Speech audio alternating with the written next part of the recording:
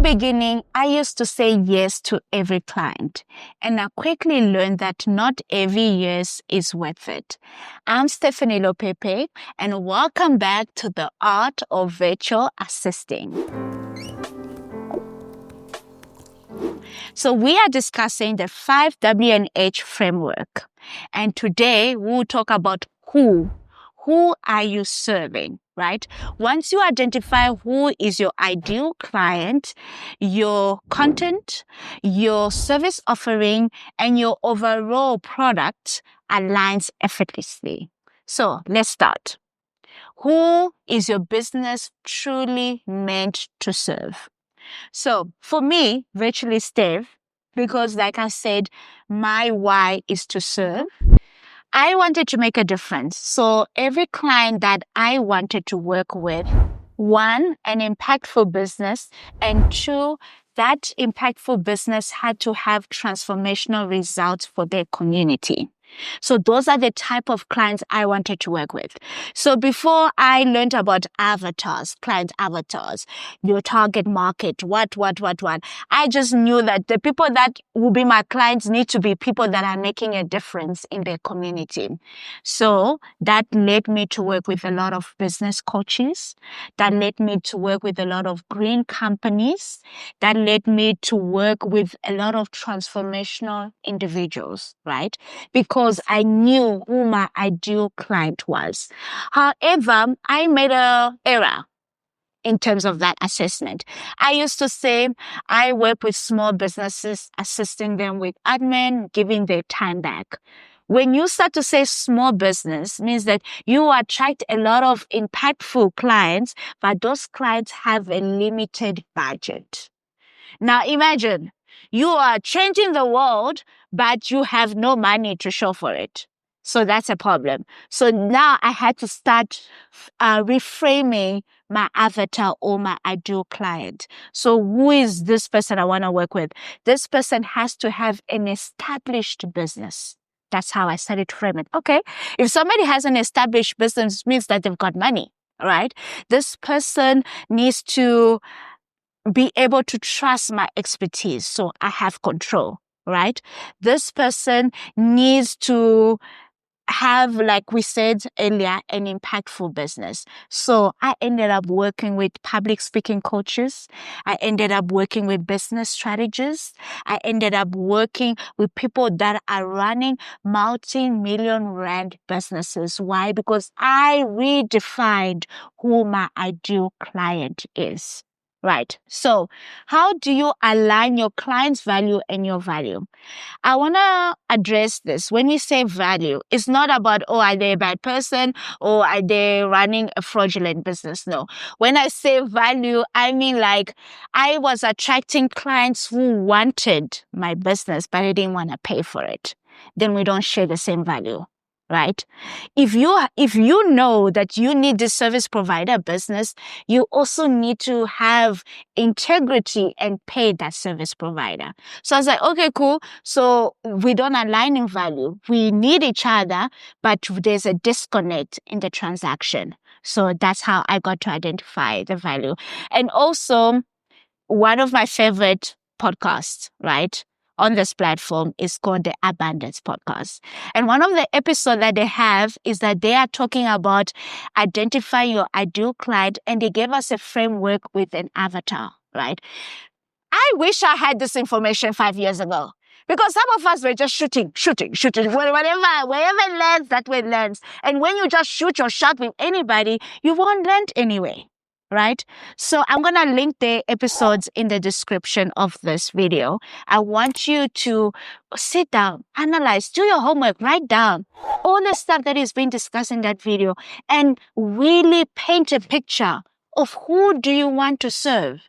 Once you know who you want to serve, I promise you your messaging is different.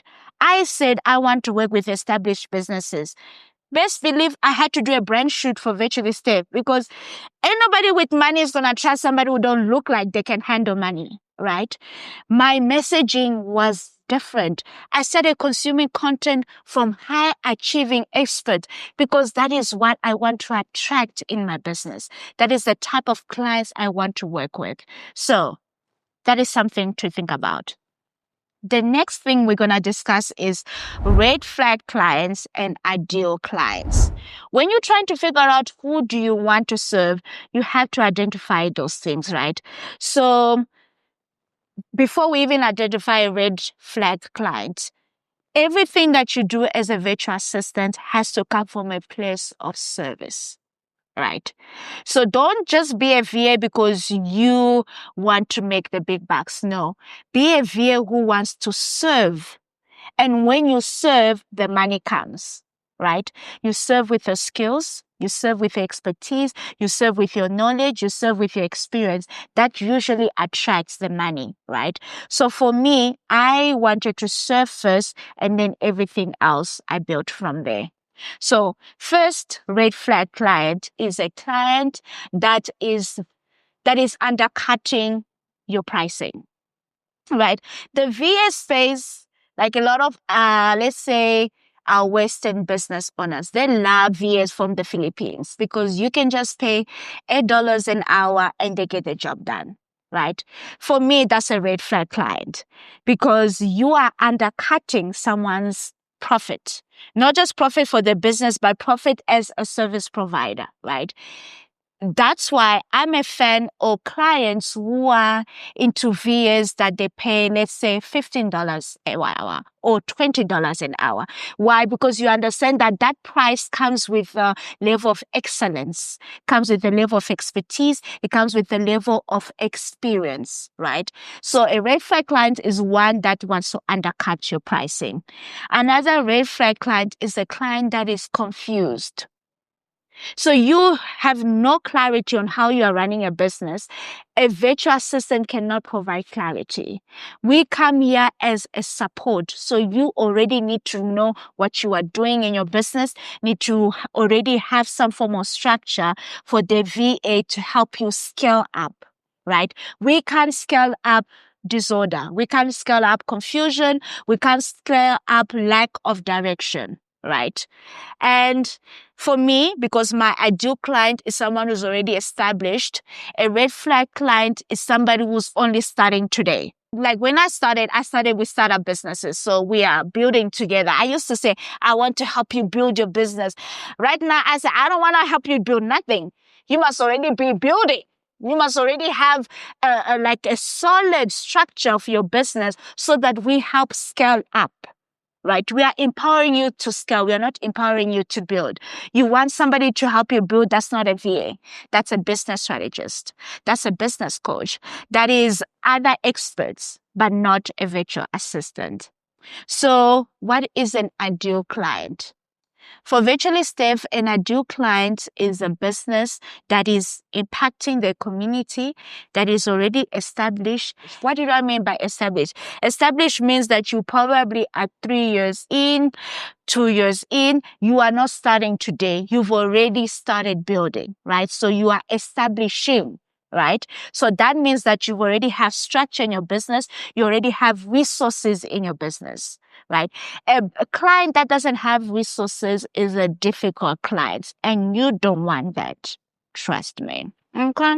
So another thing that we want to talk about, how do you know who you want to serve, or do you know who you want to serve? It's about niching down.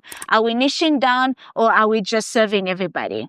Personally, I'm all about, do you want to be an expert or do you want to be a journalist? Right?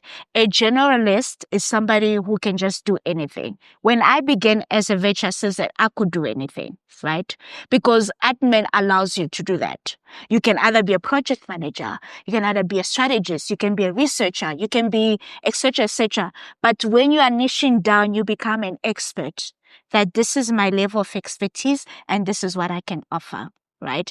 So a public speaking coach is an expert because that's all they will teach you. They will not provide therapy for you. No, but they can link you to another expert to provide therapy, but they're experts in public speaking. So as a virtual assistant, you gotta decide, do I just want to know everything or do I want to niche down and be an expert? Usually, you know with time. In year 2, you start to be an expert. And when you become an expert, you start to charge more. And when you charge more, you start to make money, right? But if you don't want to niche down, it's tricky, right? So let's go into the virtual assistant insight segment. So today's question is, how do I find my first client? Oh my word. Listen. In this day and age, you can find a client anyway. But let's put a bit of structure. Let's say you are in Johannesburg, you want to be a virtual assistant, but you need proof or you need experience. Your first client will probably be somebody in your local community, like a local business, right? Maybe your expertise is content strategy, right? So you probably go to your local coffee shop and be like, hey, do you want to increase foot traffic in your establishment? I can provide the service, right? And then you use those results to build your portfolio. And then from there, you take it up. Easiest way to find clients is via social media marketing. You need to have a business page on the various platforms that are available, whether it's here on YouTube, Instagram. You need to be posting on LinkedIn. And trust me, LinkedIn is where people with real money at. Instagram, some of those clients, they want discounts. You want a client with money? Make your way to LinkedIn, okay? You want a client that maybe is a coach, whatever it is, you can maybe build a footprint on YouTube. TikTok is also great. I've seen a lot of people thrive on TikTok because it's easy. It's a search engine platform. So anybody can Google virtual assistant in, I don't know, New York City, a virtual assistant in Johannesburg. So it's actually easy. You can build your footprint there. So social media is very easy. But for virtually Steph, if I'm being honest, I use social media as my CV before I had a website. Most of my clients came from referrals. I performed well with my first client and he referred me to all his friends. His friends referred me to this person, and from referrals, I started attending networking events. That's where I found my second international client because one of their teammates were at the event. They heard about my business, so I got the contract. So it's all about you. Where can you make yourself more visible? And that's where you probably attract the most clients. Right. So today's message is define your dream client because you can't serve everybody. So my homework for you is to go home, write down what skills do I have to offer and who is the ideal client I want to serve. So until next time, please leave a comment, share with your friends, like, subscribe, do the things because we are here to educate, we are here to empower, and this platform is to just make sure that you have the tools and the knowledge to be the best virtual assistant you can be. Until next time, bye.